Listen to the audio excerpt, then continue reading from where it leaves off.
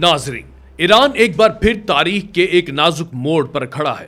گلیاں میدان جنگ بن چکی ہیں، بازار بند، انٹرنیٹ خاموش اور گولیوں کی آوازیں ناروں پر حاوی ہو چکی ہیں۔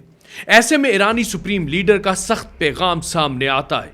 فرعون، نمرود اور رضا پہلوی کی طرح ٹرمپ کا انجام بھی عبرتناک ہوگا۔ تو سوال یہ ہے، کیا یہ مظاہرے صرف مہنگائی کے خلاف ہیں یا یہ ایک بڑی عالمی بساط کا حصہ بن چکے ہیں؟ اور کیا ایران ایک بار پھر بیرونی دباؤ اور اندرونی غصے کے درمیان پس رہا ہے؟ ایران کی ہنگامی اور جنگی صورتحال کے ساتھ میں ہوں سید منان گیلانی۔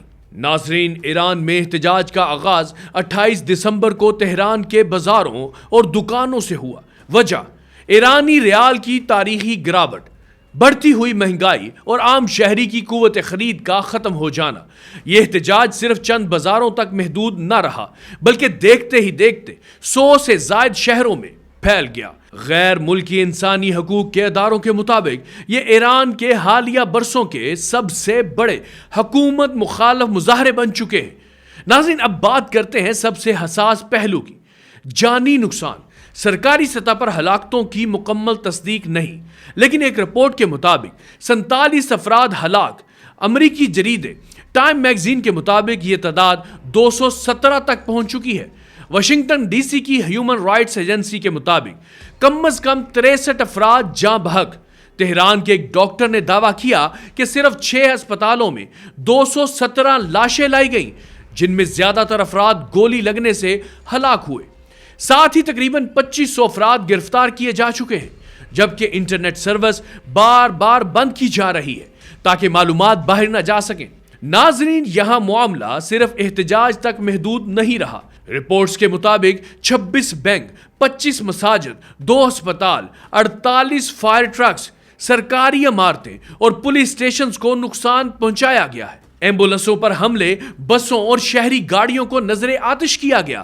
ایرانی میڈیا نے کرم شاہ کی ویڈیوز جاری کی جن میں نقاب پوش افراد فائرنگ کرتے دکھائی دیتے ہیں۔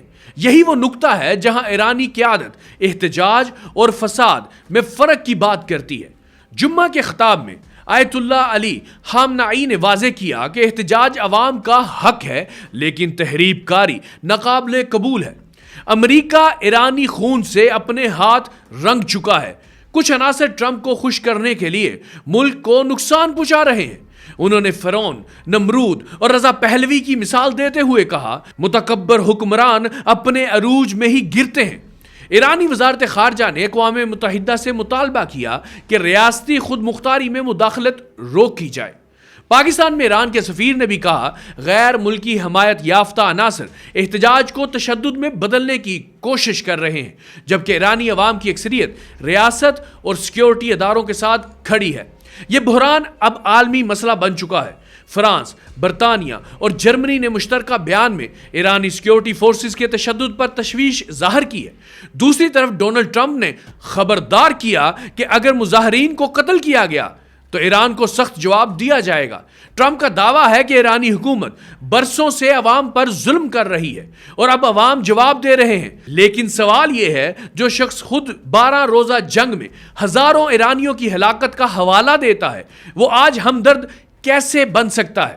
ناظرین، ایران کی سڑکوں پر آج جو کچھ ہو رہا ہے وہ صرف مہنگائی کا رد عمل نہیں، یہ اقتدار، خود مختاری، عالمی مداخلت اور عوامی غصے کی جنگ ہے۔ ایک طرف عوام کے جائز معاشی مطالبات اور دوسری طرف تشدد، تخریب کاری اور بیرونی ایجنڈے۔ تاریخ گواہ ہے، جو قومیں اندر سے ٹوٹتی ہیں وہ بیرونی دباؤ کا آسان شکار بن جاتی ہیں۔ ایران کے لیے بھی اصل امتحان یہی ہے، کیا یہ بحران اصلاح کی طرف جائے گا یا مزید خون ریزی کی طرف؟ فیصلہ وقت کرے گا، لیکن ایک بات طے ہے، یہ آگ اگر نہ بجھائی گئی تو یہ اپنی لپیٹ میں پورے خطے کو لے لے گی۔